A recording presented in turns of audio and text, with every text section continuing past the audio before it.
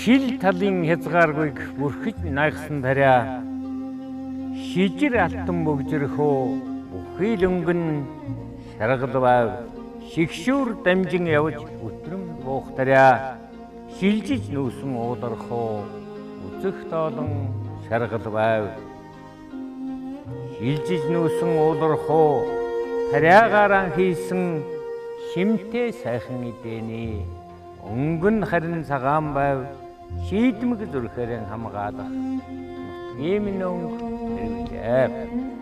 Газар дэлхийн удмаас энэхэн биеийн заяасан ганган талман энгээрэн харцын адил ногоон байв ганган талынхан удам ургаад тэндэн шингэдэг ганхах цэцгийн толгойд уран тусал үлдээж ган тайлах орооны солонгийн өнгө байв газар нутгийн дээрх өнгө бүхэн нэгдээд гангар сартай тэнгэртэй харвж өгч санав гарцаагүй над яасан ийм ном хэрэглээ.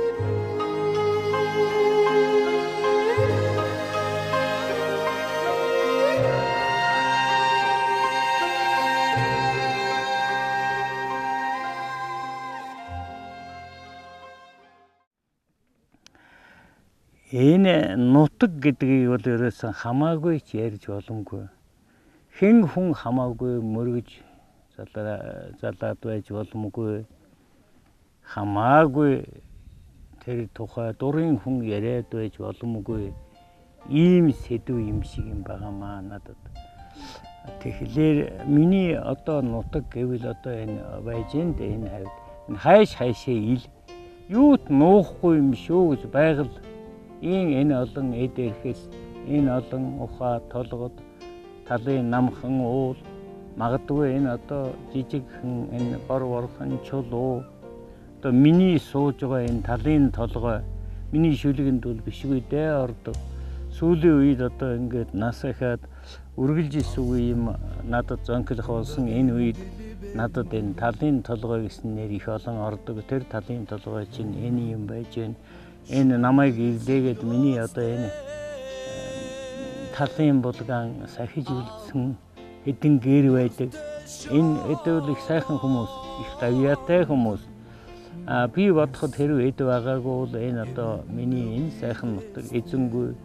Энэ одоо хөх утаа айд болгоноос гарахгүй. Ийм байвал ямар нутаг гэх үү тийм үү? Шүншиггүй ямар нэгэн бурхан байгаад өөттэй юм болохгүй. Энэ нутгийн шүншиг нь хамгийн гол юм нь энэ хүмүүс юм аа.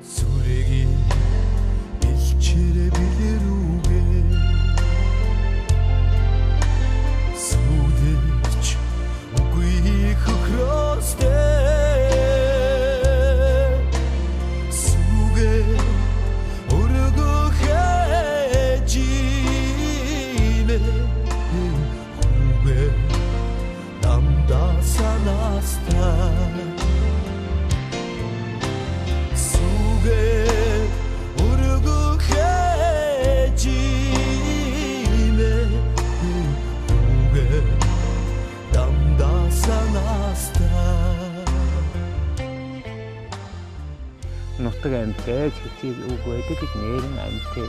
Өөр одоо ямар ам байх юм бэ хүнд одоо.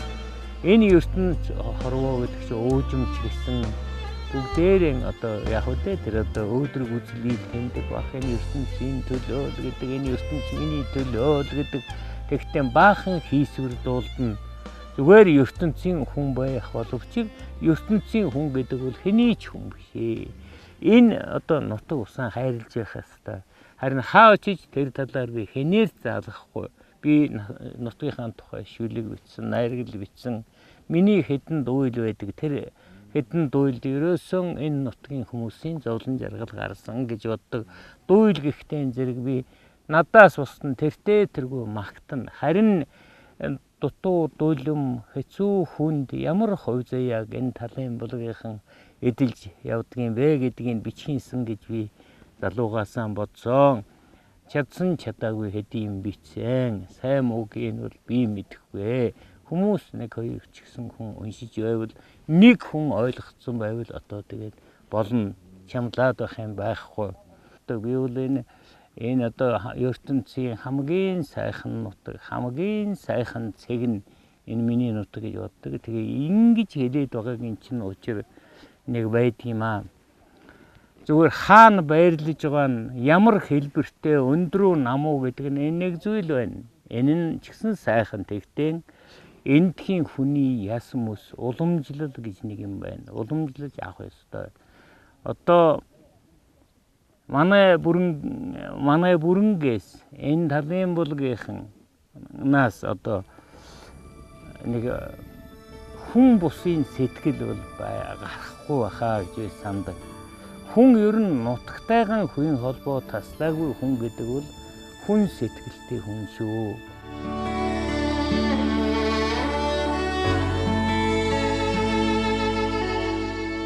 Тоосоор даллансан замын хузуу гажиж тов руу цагаан гэрт айлцсан болоод очих юм бол тоонон дээрх сар шиг өргөөгөр нь цагаан байлаа.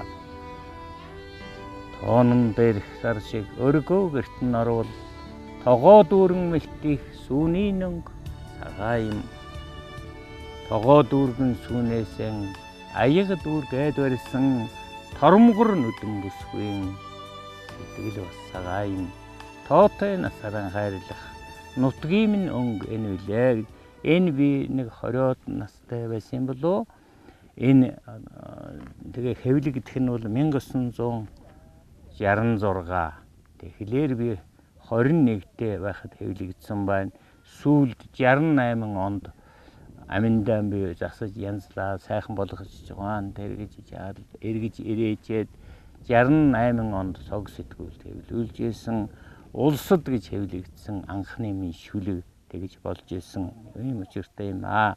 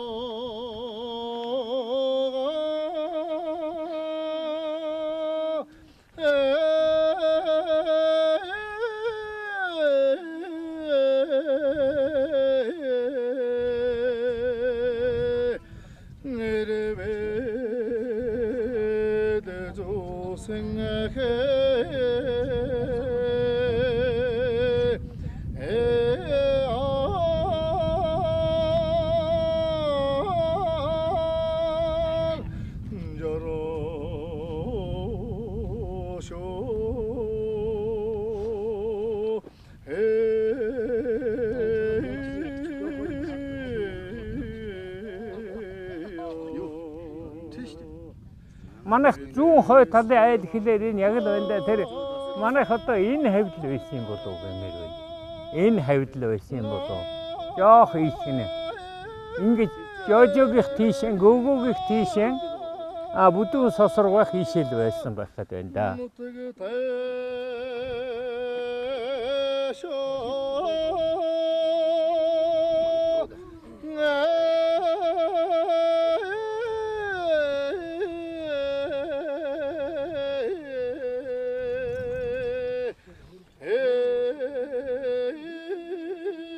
За ертөнцийн өөр ижил байдгүй ганцхан юм гэж байдаг.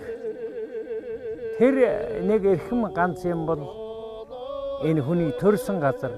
Би төрсэн газараа ирээд байж байна өвгөн хүн. Энэ газараас илүү үнэтэй.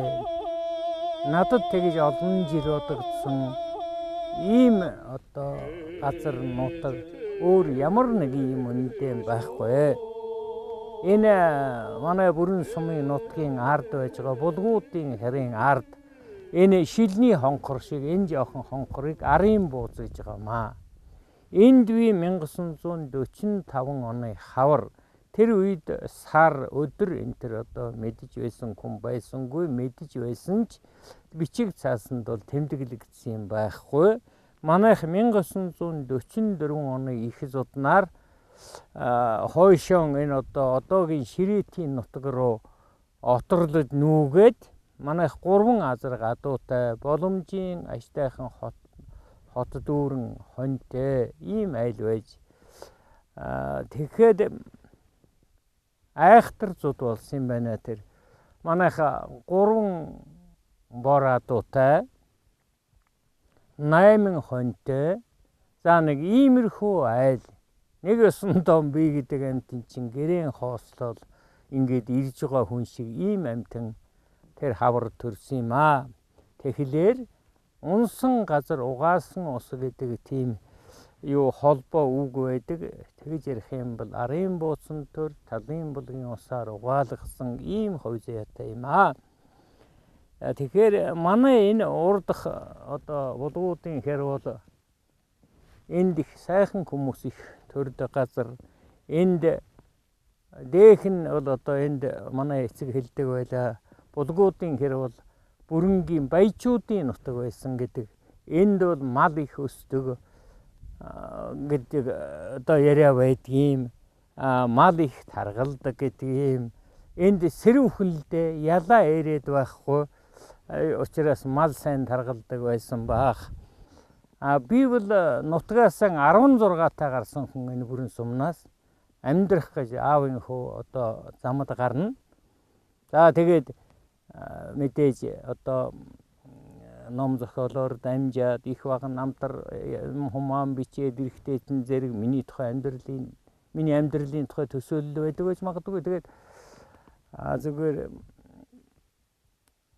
энэ нутагт би ямар нэгэн байдлаар тус болох өртөө байсан юм шиг энэ монголчууд эвтэй аятай баймаар байгаа юм. Болдогсон бол ганцхан удаа талын булгийнхныг босгож ирээд хүмүүст ингэж амьдрдгийг ингэж хавир бүтэр хийж амьдрдгүй юм. Ингээд ертөнцийг хорооход хэцүү муу байна тамина гэж хэлэх. Харин манай хот айл шиг талын булгийнхан шиг амьдрал ертөнцид амьдралыг аваад явахд болно. Хаач үрч болно гэж хэлмээр санагдчих байх юм.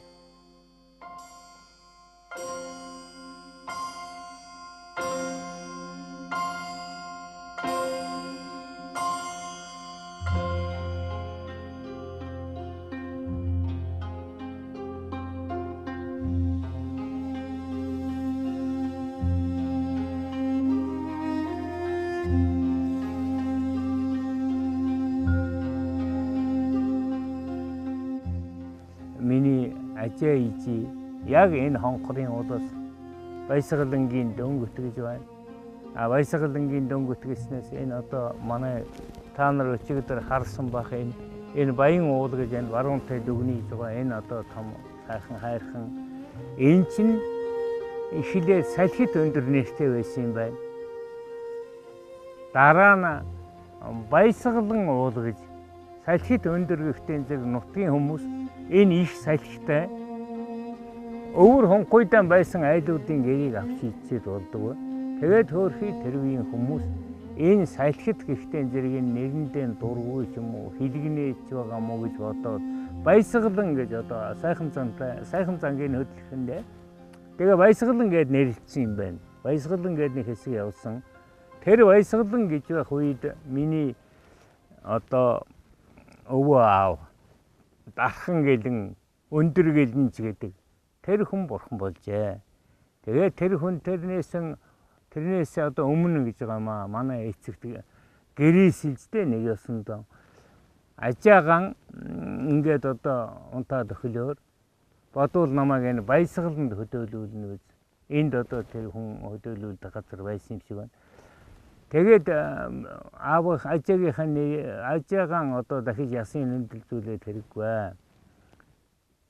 Надаас хойш баясгалан уулаараа овгон хийгээд явчаарай. Баясгалангийн дөнгөт гэж яваарай гэсэн миний ажааг.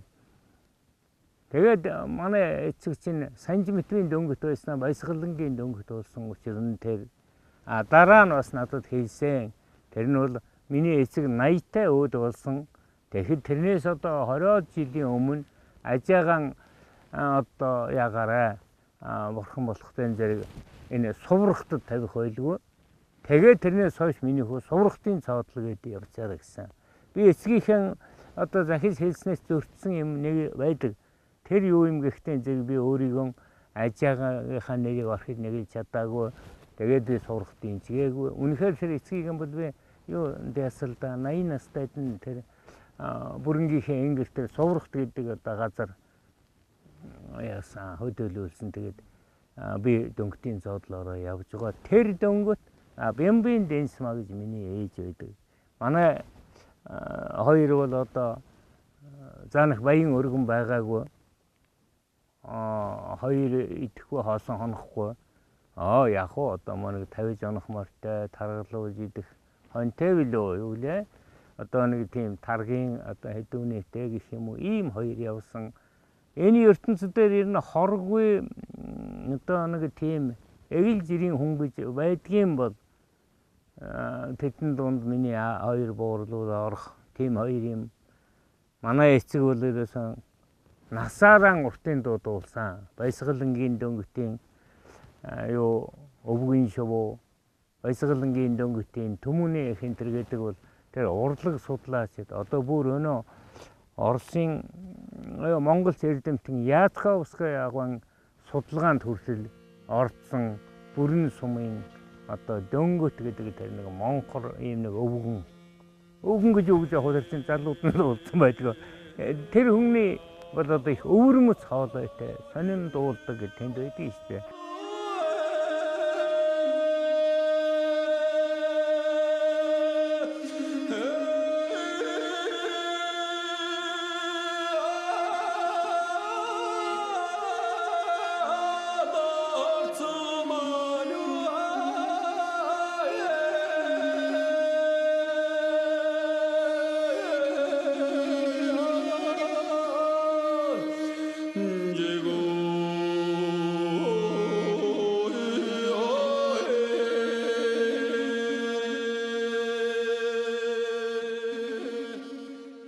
Миний ижитэй хоёулаа айл орон болоод олон хүүхэд төрүүлсэн байгаа.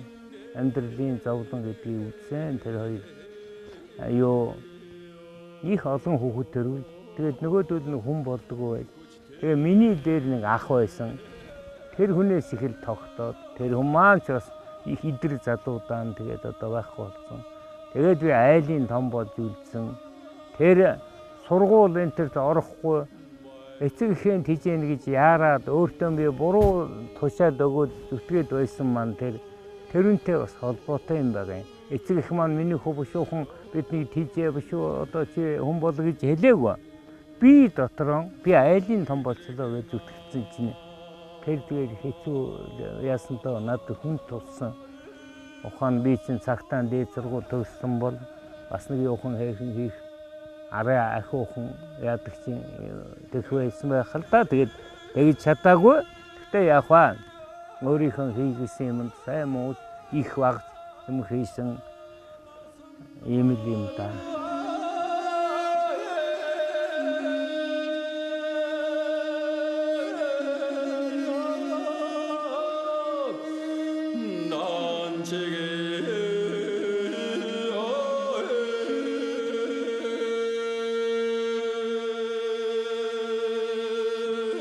Би нэгдүгээр ангид байж байсан. Мундаг шуурга тавилаа. Тэр хүйтэн чим, ширүүн догшин айхтар шуурга юм байна. Би нэг хамаатны дан сууж байсан. Тэгсэн тэднийх түлээ муутай айл юм бай. Түлээгүй болчихлоо. Гэхдээ тэгээд одоо түлээгүй болчихлоо. Яадаг үл энэ төр гэж хэлүүлээгүй. Манайх энэ бүрэнгийн ууланд байсан. Тэгсэн санаандгүй их орой болсон хойно тэмээ ган хийгээд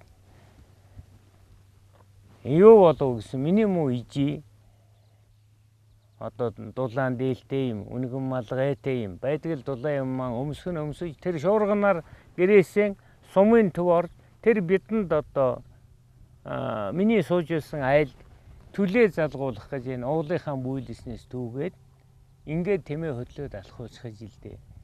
Тэгээд одоо бид түлээтэй залгаж байгаа нь тэр ижи маань тэр дов толгой гэдгийг сумын төвийн хажуугаар яваад тэр юу ч харагдахгүй шоороо. Тэр одоо сумын төвөөс өнгөрөөд милээ яваад тэр дов толгойн тэнд очиж юу нэг мэдээд хэтрээд явцсанаа мэдээд эргэж сумын төв дээр ийж ийсэн. Ингээд бодоод байхдаа зэрэг одоо бид нар хэний ачаар хүн болсон. Уурал дээдсийн ашгавьяа гэж яриад байдгийг. Тэр нь заавал одоо буу мөрлөөд одоо гадны дайсны эсрэг байлдсан, тулсан, ялсан гавьяатай ч байдгийн биш. Тэр нь гавьяа өрийнхөө төлөө нүдгүй шуурганд тэмээ хөдлөөд тэр шоройсон хэдэн одоо түлээ ачаад ирж байсан биднийг тэр одоо галтай залгуулж байсан ижи минь тэрүүн шиг одоо үе олон ижи байгаа гэж ухаан тэр одоо өчүүхэн тэр дов толгой ярих жишээтэй.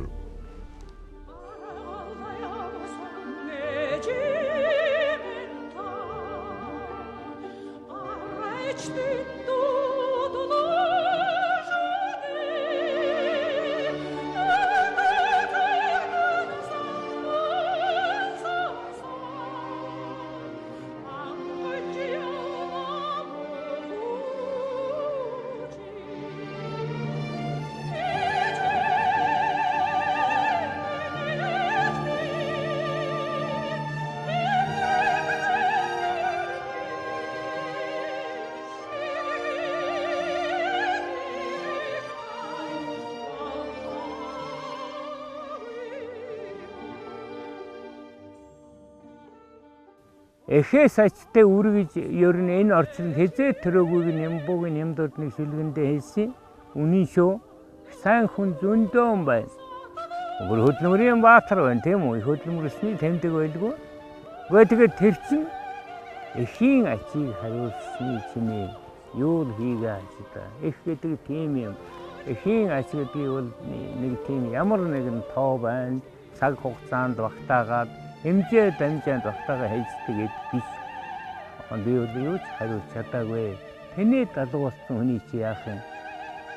Эцэг эхийн аж битгий хэлэн эхнэрийг одоо хөөрхөдөө энэ чинь л одоо ээлж зовоо элээ зовоо тийм үү? Тэр л гэр орны хамаг ажил амьдрал энэ энтрий чинь одоо мос афганар маань л одоо үүрээ зүтгэцдэг шүү дээ. Бидэнд ер нь би нэг сүүлийн үед бодох болсон.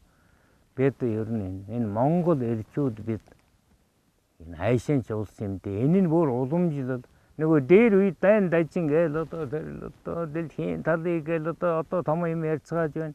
Ингэж явхад тэр эхнэр хүүхэд ямар байсан. Тэр буурал ижи ямар шүү янзтай бидний хүлээж хүлцэж судаг байсан бай гэж. Тэгээд тэр нь арай уламжилсан биш үстэй заримдаа одоо зарим хүнийг хараад бодогддгийн шүү дээ. Энэ эхнэр хүн тэр бүсгүй амтан гэдэг чинь ядмаг зөөлөн ийм амтд тэгээд тэдний ч мөн тэрүүнд нь тохируулж харилцаж бага ядрааж бага зовоож нэг иймэрхүү л баймаар байгаа юм. Тэгээд тэр болгон болдгүй л баха. Тэгэхээр одоо аавч энэ далга ээж чалга юу вэ гэхэлэр тэдний угуул суугуул нутаг байж идэг. Энэ бол сэтгэлийн том тийм их хөнгөлөлт сайхан бас оргүй дөрвөл тийм үү? Ижимэн аргал төвж явсан газар ч гэдэг юм уу? Ажаагийн адуугаан цуглуулж явсан газар. Төрөөд анх дуугаан хатаа үйсэн газар. Тэр дулааны ухааг бид нар харж ил явлаа. Тэр хайлаастай орохдоо их сайхан юм байна. Авдан сайхан залуу авийнхын тэргүүнд буурал орсныг анх үзээд саваагүй томоогүй хүүхэд насаан би тэр жилийнхэн шувуутай хамт буцаасан санчинд нэмэх мөнгөн сорны тоолон жаргандаа тэглэхэд санснаар данч болохгүй явна наава бүүвэт хонгоржийн тухай дөө мэдээж олон бүдгхэн гардаг зураг шиг санаатай хийдэг алдаа шиг бүхий л орчлонд харин аавын ач гэж дуулдаггүй бүгдийнх нь аав ямар миний аав шиг биштэй амттан зөөлөн хоёроор бэлууруулдаг мужийн минь айлын тавгнаас чихэр хармаалж шараа болгоно аав минь тэхгүй алаг чулуу хээрээс хормойлж хүүдэн зүслүүлэн алсын замд уулсын нэр тогтоолгож ухаан нэмнэ. Эдрет мянган харгуй төрсөн гэрийн гаднаас эхэлж эмээл дээр нь соёмбтой унган хүлгийн нуруунд анх гарахад сансарт хүүхдэн нисхийм шиг санаж ээж нар цацлан өргөж гүйлддэг саахалт ороод эргэхийм шиг санаж аав нар духыг нь ганц үнэрлдэгэ. Аль нэг юмыг харахад бүх талаас нь сайхан байж болно. Нэг юм уу зарим талаас илүү сайхан байж болно. Миний бодоход энэ уулыг ажина гэж байгаа юм да. Энэ ажиныхан энэ зүүн бэлээс мөрөн дээрээс ингээд харахад манай бүрэн сумын нутгийн хамгийн сайхан энэ юутай сум бай. Энэ ямар шуун нутагтай орон газар вэ гэдэг нь бол мэдэгднэ. Та бүгд хардаа одоо энэ манай онгон хайрхан байж байна. Тэр олон нарийн нандин нуглаа хуглаа тэр сүүдэр туссан тэр амууд байж байна. Одоо энэ чинь бол ямар нэгэн ингээд уул хад гэхэд бол баг хэцүү. Энэ чинь ямар нэгэн урлагийн бүтээл шиг гоё байгаа үстэй. Ард түмэн бас ямар юмд ямар нэр өгөхийг мэддэг. Тийм учраас онгон хайрхан гэсэн байна. Онгон гэдэг үгний утга учирыг та бүгд мэдж байгаа баг. Хинч халдаагүй халдаж болохгүй ариун дагшин ийм сайхан гэсэн утга байна.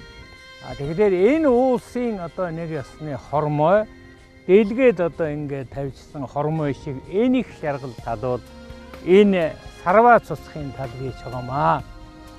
Энэ талыг бол би бурхан чилж үздэг. Намар шаад эрэхтэн дээр манай бүрэнгийн хинч энд юусэн цуглаад ирдгийн шүү дээ. Энд нийл айд болно. Айд байна гэдэг нь маадтай болно. За тэгээд тэр айд мадаан дагаад мэдээж баргийн салхиар айрыг ханхалаад явчих. Тийм сайхан нутаг. Сайн ингээд чагнах юм бол уртын дуу ишгэлж байх ийм тал байгаамаа. Тэгэхээр Onyar semren ulus gerilten Uçumodod şudağanlat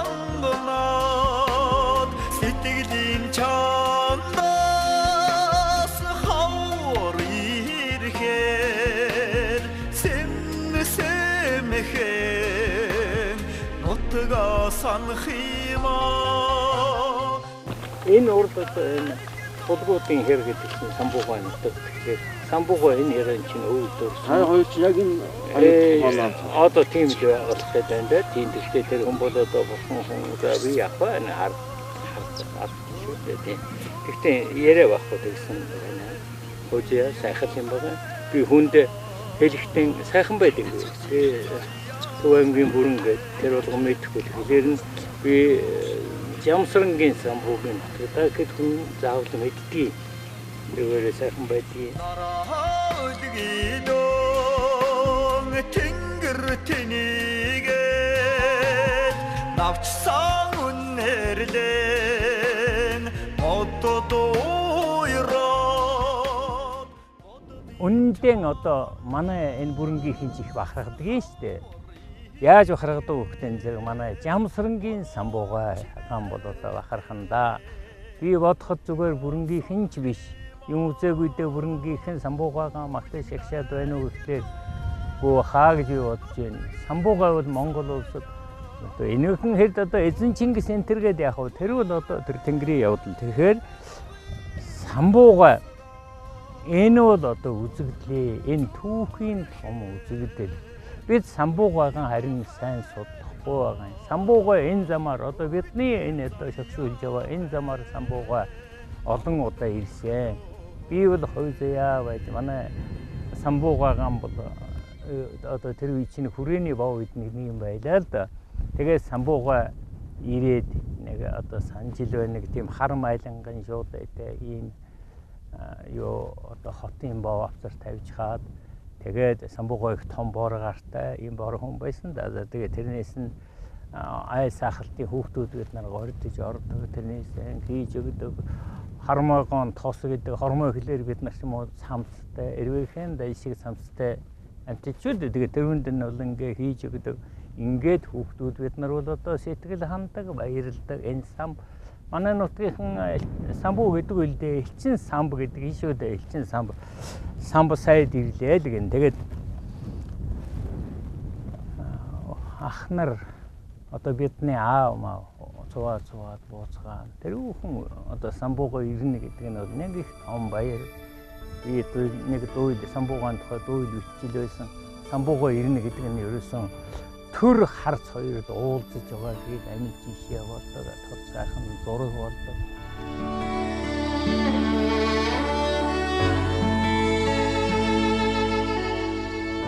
Улаанбаатараас Хилийн цаанаас элчин самбуу ирлээ гэж дууддаг. Уух дуртай өвгөд хишгийн хүртээ хөлөс алддаг. Ийм нэг намбгаар өвгөн ирдэг тухай зүйлэг байдаг юм би.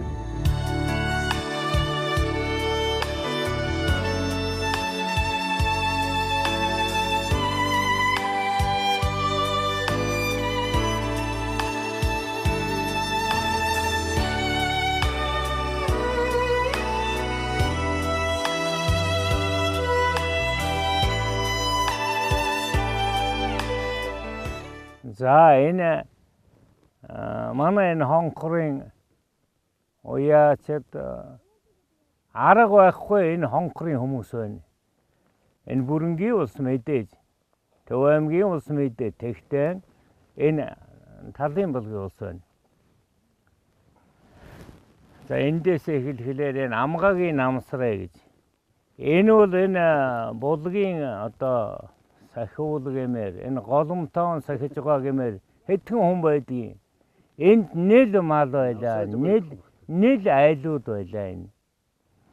Тэгээ яг хоо цагийн эргэлтээр энэ хүн чинь одоо их танимхийн амьтад юм ба нэг хэсэг нь хот хүрээ явж хорвоогийн жам гэд нэг сүрх юм байх юм. Тэгээд зармайл нь явж байхгүй болчих.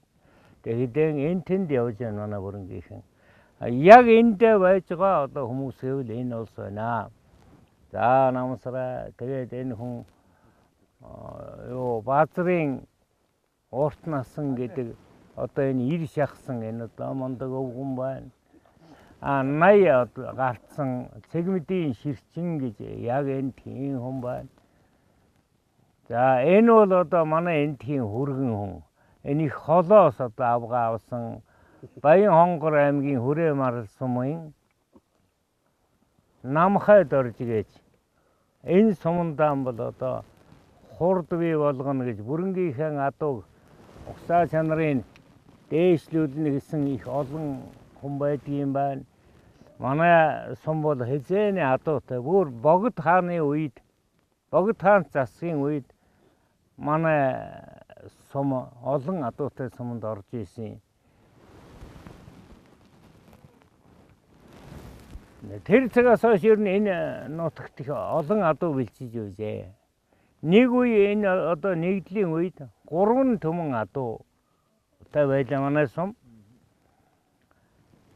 Адуутай болохоор айрыг найр юм болгон байлаа. Эрчүүд нь хэмэртэй сайхан уултал хаасайгүй адуу янзгааж унаг үүрсэж адууны бараа харагдаж байдаг ийм сайхан нутаг энэ. Зүгээр тэнд нэг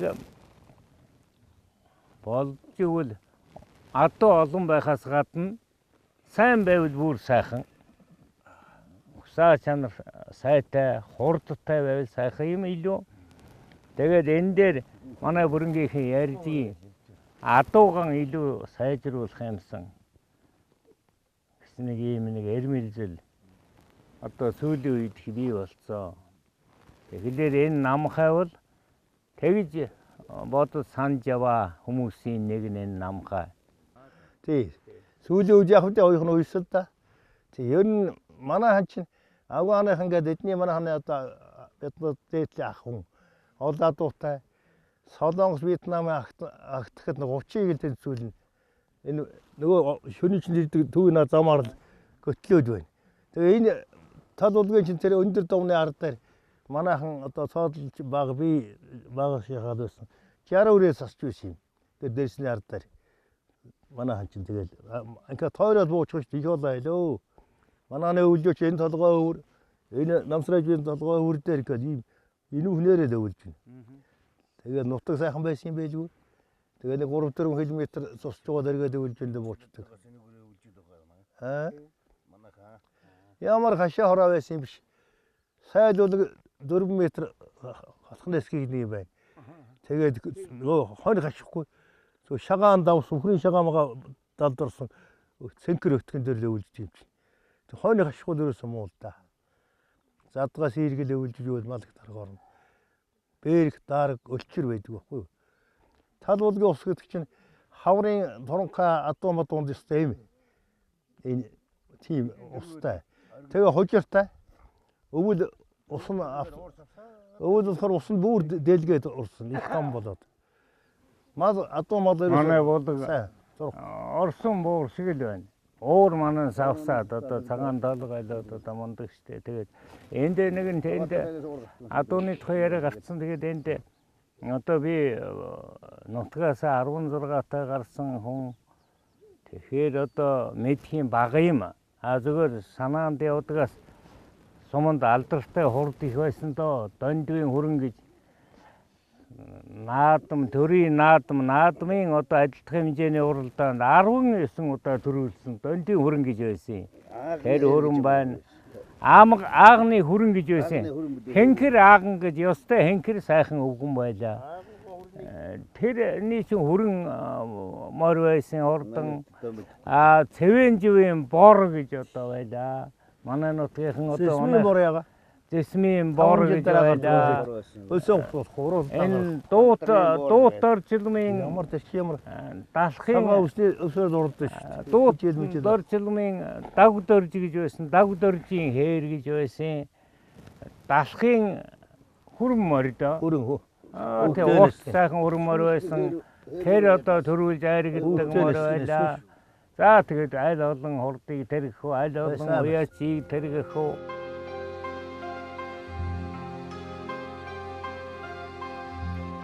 Хонгоржийн өдийд намайг олон талдаан хүлээж байгаа.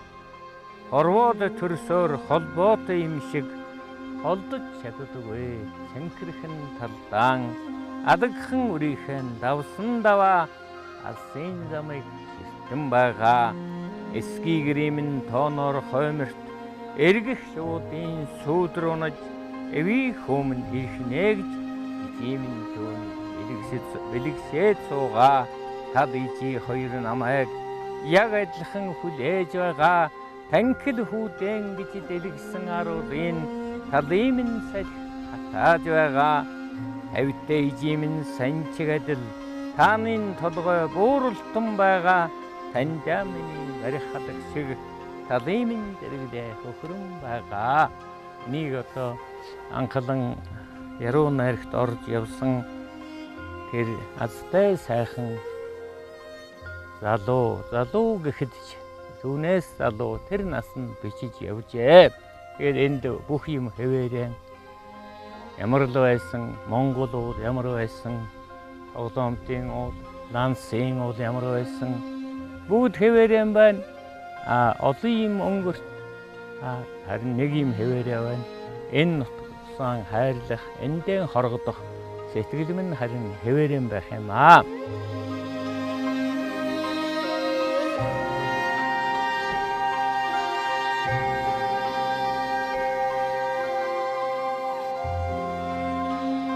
Би ганц төрсөн дүүтэй оюулаа өвгөрөөд энэ дөнгөтийн бага гэдэг хүн дандаа бага гэж байгаагүй манаас.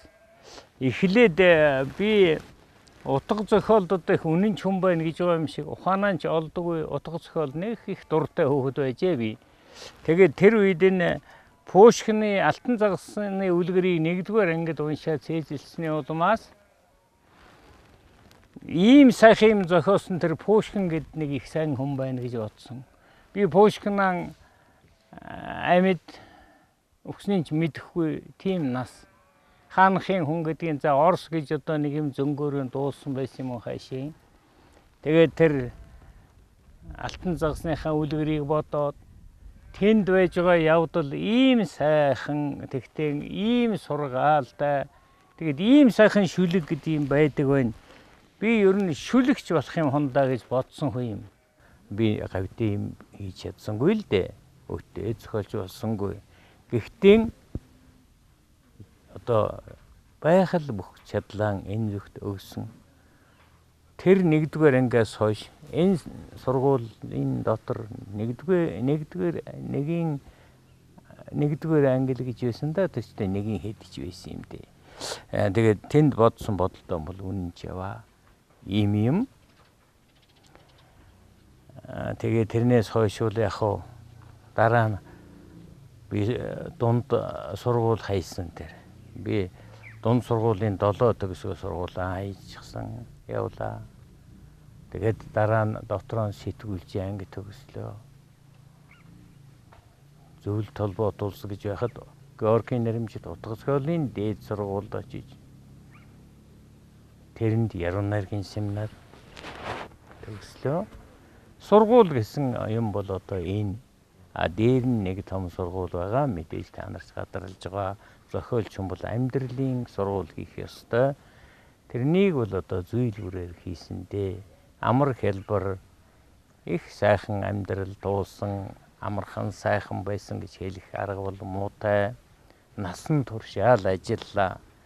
Энэ мэдээж аштай л да. Тэгтээ ёо зохиолч хүнд бол уулын цаг олдсон бол их сайн байсан. Гэхдээ би тэгж чадсангүй. 40 жил улсад бараг ажилласан байдаг юм л да. Өглөө 8-аас 5 хүртэл 9-д цуглдах газар бол 6 хүртэл цаг руу хэлэлцдэг. Нөгөө дотор нэг юм дутуу байдаг. Хүүхдээ өлгийдөөд хайсан эксийг хүний нутаг сэтгэл тогтсонгүй гэж яваа гэсэн бадаг байдаг, мөр байдаг. Тэрүүн шиг одоо ямар нэгэн чухал юм би одоо хийгээгүй. Ингээд энэ ажил хийгээд байгаа юм шиг насан турш санагдсан. Ихтэй шүлэг бичсэн, нарил бичсэн, дуйл бичсэн, сонет бичсэн. Ингэж явдал одоо яд юм бэ штэ. Нэг мэдхинэ одоо хөгшөрчдөг ийм л 10 юм байна. Хундагын дили бэндэнэ мөнгөн шүдэр зүгнөөстэй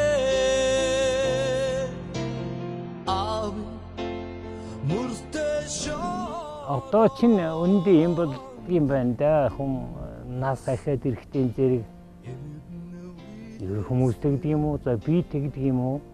Сэтгэл хөдлөх, гойдох, баярлах, залгах энэ бол багасаад ирдэг шиг байгаа. Харин хизээж тэгдэггүй ганцхан зүйл ертөнцийн дээр байдаг юм биш юм уу? Тэр үл хүний төрсөн нутг юм байна. Одоо мэдээж би их олон ирдэг энд. Зүгээр сүүлийн үед хүн чинь нэг ийм нэг тал байна. Би тэгсэн байж магадгүй. Юу их эцгээс хойш хүн бол тэр нутаг руугаан тэр болгонд давхад байх яхан цөөрчдөг юм байна. Би ижи ажаагаан байхад би аавыгаа ажээ гэдэг. Тэр их л олон ирдэг байлаа. Тэр жил би нэг манай ижи юм бэ тааруу миний ижи ч одоо 90 хүрч байж утсан хүмүүстэй. Тэгэхээр 87-8 хүрсэн үед нь юм аа. Би нэг удаа 7 удаа ирж байсан. Тэгээд тэр хамгийн олон ирж байсан нь бол тэр байж магадгүй сүүлийн үед. Тэгээд тэрнээс хойш ээж минь жуулхан боллоо. Миний ажаа тэр Баясгалангийн дөнгөт гэдэг хүн чинь 80-тай болсон. Би ижигийн эртээ байхад би 60-тай ирж золго хамгийн сүүл золгосон тийм учиртай. Тэгээд тэрнээс хойш бол одоо хайрцангуй цөөхөн ирдэг боллоо. мянган төглөөрнө салих тородун тастаа Уус хөөцөлдөг гэдэг бол үнэн. Би хэдэн жилийн өмнө төрсөн нутгийнхаа тухай юм бичиж өгөөч гэж өдрийн сонинныхан хэлэхлээр би бодож байгаад яриа алаг толгод гэж юм бичиж байсан. Яриа алаг толгод гэхлээр мөн энэ санааг дээр уус хөөцөлдөг тухай санаа яриа байхгүй бүрэн би энэ одоо олон жоохон алаг толгод бол их юм ярина. Тэнд би хариулж явсан, хураг хариулж явсан гэдэг. Дараа нь адуунд мордохнаас би дөнгөж амсаад эндээсээ явж ил 10 хэдтэй нутгаас ангарсан. Тэгтээ тэр хооронд бол нутгийн тухай сэтгэгдэл ямар нэг хэмжээгээр бүрдэж энэ бүрэнгээрийн бахархах сэтгэл бол надад одоо үлдсэн байдаг. Хүмүүс хэлдэг нутаг амьтай, нутаг ам энэ төргээл ярьдаг. Тэр одоо надад ямар нэг хэмжээгээр байдаг байж магадгүй. Бүрэнгээл бодож явах юм.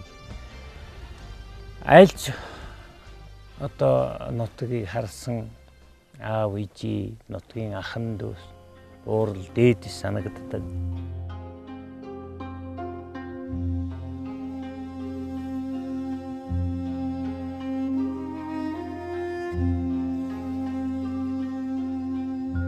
Шил талын хязгааргүйг бүрхэж наагсан тарай шижир алтан бөгжрөхөө бүхий л өнгөн шаргал байв шигшүүр дамжин явж өтрөм буух тарай шилжиж нүүсэн уудархоо үзэх тоолон шаргал байв шилжиж нүүсэн уудархоо тарайгаараа хийсэн шимтэй сайхан идэний өнгөн харин цагаан байв шийдмэг зүрхээрэн хамгаалах ийм нэг газар дэлхийн удмаас энэхэн биеийн заяасан ганган талман энгээрэн харцын адил ногоон байв ганган талынхан удам ургаад тэндэн шингэдэг ганхах цэцгийн толгойд уран тусал үлдээж ган тайлах борооны солонгийн өнг долоо байв газар нутгийн минь дээрх өнгө бүхэн нэгдээд гангар сартай тэнгэртэй харвж өгж санав гарцаагүй над яасан ийм нэг хэрэглээ.